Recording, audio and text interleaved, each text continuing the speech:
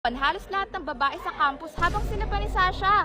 Dali! Ayoko na pag-usapan yan. Give me a sign. Kung sino man ililibre ng pagkain sa'yo mamaya. Ang hirap naman nun. Para mas klaro yung sign. Kahit abutan ka lang ng food, okay na yun. Sige. Wala nang turon. Ano ba yan? Favorite ko pa naman yun. Gusto mo turon? Sobrang binigay sa akin.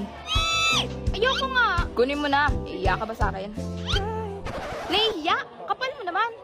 Crush mo lang ako Crush? Napapaliw ka na ba? Sino magkaka-crush ang mukhang yan? Ikaw. Kaya mo nga ako sinagot dati, di ba? Ewan ko sa'yo. Enjoy your turon.